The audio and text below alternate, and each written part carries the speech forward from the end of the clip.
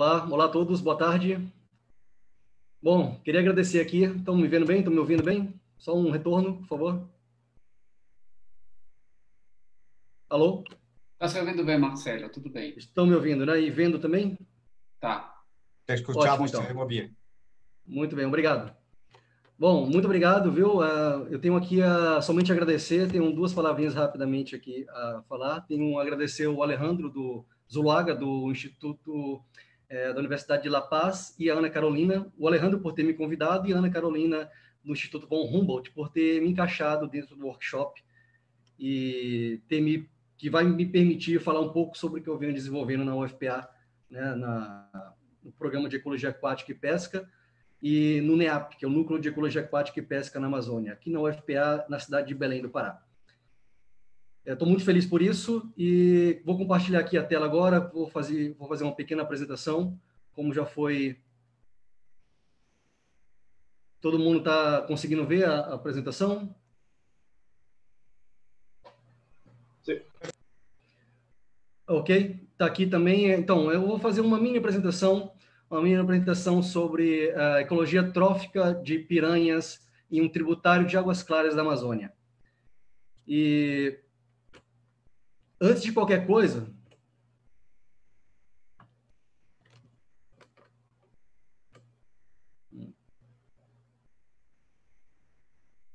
eu gostaria de apresentar para vocês a família Serra Salmídea, que é a família que eu venho estudando há mais ou menos uns 10 anos. Eu acredito que boa parte de vocês não tenham ouvido falar do Serra Salmídea, mas eu tenho certeza que a maioria já ouviu falar das piranhas.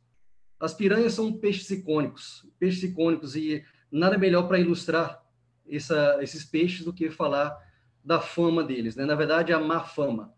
Esses peixes já estrelaram em pelo menos 6 filmes, e filmes de conhecimento mundial, foram mal caracterizados, mal falados por muitos anos, para quem não conhece, e esses filmes eles ilustraram principalmente a piranha vermelha, que conhecemos na Amazônia, Pygocentros natereri, um nome científico, e que foi taxado como um peixe voraz, devorador, mas não passa de um peixe. Bom, essa família, os Serrasalmídeos, eles compõem aproximadamente 100 espécies atualmente, taxonomicamente reconhecidas. Elas são reconhecidas por ter um corpo alto, um corpo bastante elevado, um formato arredondado. Elas são bem distribuídas em toda a região neotropical, que é desde o sul da América do Sul até o sul do México. No entanto, é na Amazônia que ocorre todos os 15 gêneros atuais e a maioria das espécies. Elas são lateralmente achatadas, esses peixes são lateralmente achatados, e apresentam essa quilha, que também podemos chamar de serra, por isso o nome, Serra Salmídea. Bom, como eu falei antes, a família é conhecida pelos peixes carnívoros, que são as piranhas. No entanto, ela apresenta uma grande diversidade alimentar, uma grande diversidade de nichos alimentares, tais como os peixes carnívoros, peixes herbívoros, também peixes frugívoros, aqueles que comem estritamente frutas, além de onívoros, que são têm uma gama alimentar bastante diversificada, os que comem escamas e nadeiras, os lepidófagos, e os invertívoros, aqueles que comem exclusivamente insetos e macroinvertebrados, principalmente em alguns períodos, em algumas fases da vida, como juvenis que se alimentam principalmente de larvas. Bom, tudo isso foi promovido por radiação adaptativa, que formou a diversidade desses peixes, e daí isso influencia na filogenia, na relação de parentesco entre as espécies, que está intimamente relacionada, a gente pensa que está intimamente relacionada com o comportamento alimentar delas e também com o uso do hábitat. Utilizando aqui a filogenia mais recente sobre o Serra Salmídea, a gente pode destacar 3 principais grupos: um basal, um intermediário e um mais diversificado, mais recente. Para mostrar como essas espécies essas relações filogenéticas tem uma relação muito forte com o uso do habitat. Eu posso mostrar aqui, por exemplo, o primeiro clado, que é o clado o primeiro grupo, aquele mais embaixo, formado pelos grandes caraciformes, como o maior caraciforme neotropical, por exemplo, o tambaqui ou caxama, é um maior caraciforme neotropical, e ele é distribuído nas zonas menos elevadas da América do Sul, nos rios, nas porções mais baixas. O segundo grupo é o que eu chamo aqui de Mileus clade, é um grupo que é intimamente relacionado com as áreas de corredeira ou áreas de águas rápidas, que são os peixes que estão nas zonas mais altas, áreas de escudo da América do Sul, tanto o escudo das Guianas quanto o escudo brasileiro. E é nesse grupo também que a gente vê a maioria dos peixes mais ameaçados de extinção, principalmente devido às modificações do ambiente, como no caso do ambiente de águas rápidas, por um ambiente de um lago artificial, como é o promovido pela construção de usinas hidrelétricas, muito comum na região amazônica. Então, portanto, esses peixes também são muito preocupantes quanto à sua conservação. E já o último grupo, que é o grupo das piranhas, apesar de ter outros pacus, outros peixes que se alimentam de ervas, de plantas, como as palometas e os metines, eles são bem distribuídos em toda a região neotropical e, por conta disso, principalmente por conta disso, eles não têm grande preocupação quanto à sua conservação. Bom, tendo em vista que as relações filogenéticas estão intimamente relacionadas com o comportamento alimentar e que, por sua vez, isso proporciona também uma certa restrição com o uso do habitat, nada melhor para poder estudar o comportamento alimentar das piranhas, né? Eu estou chamando piranhas toda a família, do que utilizar uma composição de dados muito abrangente, pegando a maioria das espécies, pegando as principais guildas ecológicas, as guildas alimentares, e levando em consideração também as modificações ambientais. O estudo que eu tenho para apresentar para vocês aqui, ele foi concentrado no rio Xingu, que é um tributário da margem direita do rio Amazonas. O rio Xingu é um rio de águas claras, como eu falei no início. E só para você ter uma ideia, para quem não sabe o que é um rio de águas claras, vamos contrastar com um rio de águas pretas e um rio de águas brancas.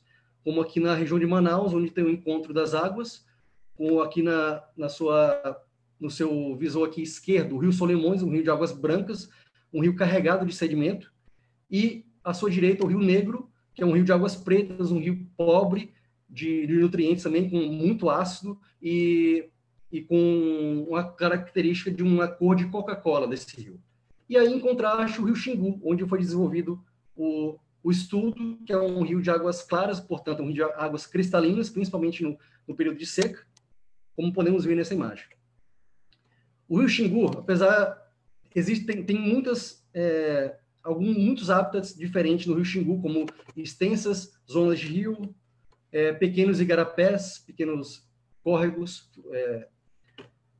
áreas de lago, principalmente esses lagos de meandros abandonados, Oxbow Lake, e aqui, por exemplo, uma parte que é já uma confluência do rio Xingu com o rio Amazonas, onde você pode ver já uma coloração mais característica do rio Amazonas, já dentro do rio Xingu.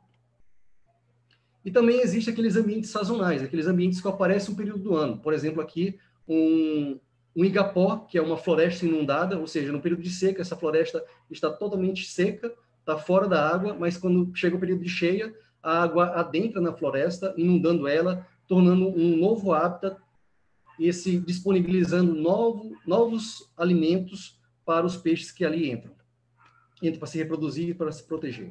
E aqui, no caso, um exemplo também de um ambiente sazonal, só que agora no período de seca. São as áreas de praia, que são formadas bancos de areia, e extensas áreas de afloramentos rochosos, extensas áreas de águas rápidas, com vegetação típica, que a gente chama aqui no Brasil de corredeiras, como podemos ver em boa parte do rio Xingu, principalmente na área chamada de Volta Grande, que atualmente sofre a influência da hidrelétrica de Belo Monte. Bom, para tanto, utilizamos aqui no estudo uma metodologia da morfologia funcional, onde analisamos traços de uso de hábitat e traços de estratégia de vida dessas espécies, nos quais foram medidos nos peixes. Para falar sobre a dieta, utilizamos a análise de conteúdos estomacais, onde mostramos as interações ecológicas entre as espécies, as métricas de nicho, como amplitude e partilha de nicho, e também mostramos aqui as principais fontes alimentares utilizadas por essas espécies. Para colaborar com essas análises, utilizamos análise de isótopos estáveis, principalmente do isótopo do carbono e do nitrogênio, que são marcadores biogeoquímicos e vão mostrar exatamente o que essas espécies estão acessando, o que essas espécies utilizam como fontes alimentares mais importantes. E o isótopo do nitrogênio, que vai mostrar a estrutura da cadeia trófica, a estrutura vertical da cadeia trófica desses peixes. Ou seja, desde o produtor primário, uma planta, por exemplo, até o consumidor topo de cadeia, a estrutura vertical da cadeia trófica desses peixes. Utilizamos como material aproximadamente 500 indivíduos do rio Xingu, coletados em várias partes, vários períodos do ano. Da morfologia funcional, podemos ver que temos nessa nuvem de dispersão de dados, com análise de componentes principais, que utiliza aí dados tanto de uso de hábitat quanto de estratégia trófica, podemos ver boa separação entre, principalmente, os carnívoros e os onívoros herbívoros. E aqui um grupo mais que mescla os dois, faz uma união entre os dois. Quando a gente separa isso, a gente tenta analisar isso de uso de hábitat e traços de estratégia trófica, podemos ver que os traços de uso de hábitat, eles representam bem alguns grupos, no entanto, os traços de estratégia trófica, eles representam de forma mais característica, separando melhor os grupos. Ou seja, isso é importante nos próximos estudos, que você possa começar a utilizar, dar mais atenção para traços de estratégia trófica do que traços de uso de hábitat. No entanto, ambos vão auxiliar na compreensão do uso do hábitat dessas espécies, que a gente possa traçar políticas públicas para a conservação das mesmas. Das análises de conteúdos estomacais, identificamos uma diversidade muito grande de itens alimentares, isso característico de cada uma das espécies, lógico. Podemos destacar aqui plantas terrestres, plantas aquáticas, macroinvertebrados, perifíton, peixes, uma grande maioria para os carnívoros, até mesmo pássaros aquáticos, plantas, moluscos, entre outros. Com isso, com uma cluster, podemos verificar que 3 principais grupos foram formados, aqui característico de 3 grupos, 3 guildas alimentares de carnívoros, onívoros e herbívoros, todos eles mostrando o grau de importância de cada uma desses itens, desses grupos de item alimentar, caracterizam cada um desses grupos. Bom, e já da análise de isótopos estáveis, podemos mostrar como isso modificou como a estrutura trófica das espécies modificou entre o período de seca e o período de cheia. Quanto à modificação das fontes primárias, ou seja, das fontes das plantas, do alimento desses peixes, praticamente as fontes de carbono elas não mudaram entre a seca e a cheia.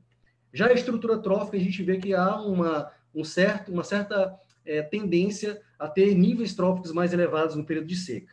Aqui, levando em consideração uma doriça, que é um molusco de uma corredeira, para poder calibrar o nível trófico, podemos ver que temos realmente os consumidores de plantas, os onívoros, numa posição menos elevada do que os peixes topo de cadeia, que estão acima dos consumidores primários.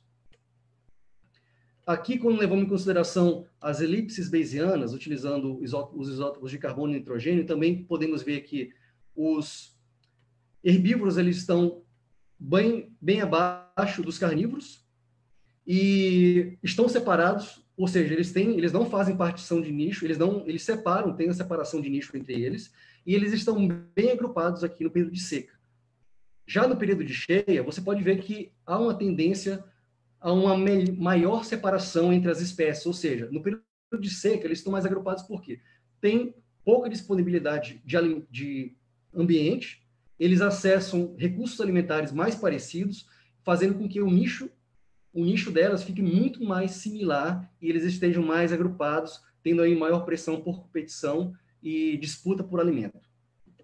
Já no período de cheia, você pode ver que eles estão mais dispersos, ou seja, quando tem uma área maior, eles têm uma floresta inundada, eles têm um maior aporte, suprimento de alimento, eles conseguem realmente começar a se separar um pouco mais, reduzindo aí a pressão por alimentos. Então, com isso, a gente pode comprovar que há uma grande congruência entre a filogenia dessas espécies com a morfologia funcional e a ecologia trófica dessas espécies, né? Isso é muito legal, muito interessante do ponto de vista de Marcelo, te queda um minuto. Oh, ok. Bom, aqui tivemos uma grande surpresa, vou concluir. Na verdade, uma surpresa ruim. Você sabe que a Amazônia é exuberante, no entanto, temos muitos problemas como desmatamento e hidrelétricas, e atualmente tivemos muitos problemas com o descarte de lixo, principalmente lixo não biodegradável, como o caso de lixo plástico. Esse lixo ele é bem documentado para o ambiente marinho, no entanto, somente em 2019 fizemos o primeiro registro de plástico sendo ingerido por peixe na Amazônia, que foi realizado agora no Rio Xingu para as piranhas. Nós não conseguimos diferenciar nenhum dos três grupos, nenhum das três guildas com relação à ingestão de plástico. Isso quer dizer o quê? Que o plástico está disponível a todo momento para essas espécies, né?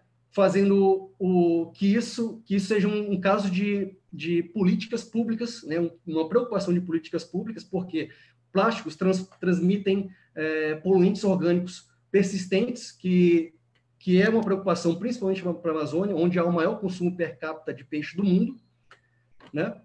Então, a gente vê que a preocupação com a ecologia trófica dos peixes e o consumo deles e o que eles estão ingerindo no ambiente, ou seja, no ambiente saudável, é um caso de preocupação pública a nível global. Bom, deixa aí meu muito obrigado. Quem quiser entrar em contato comigo, fique à vontade.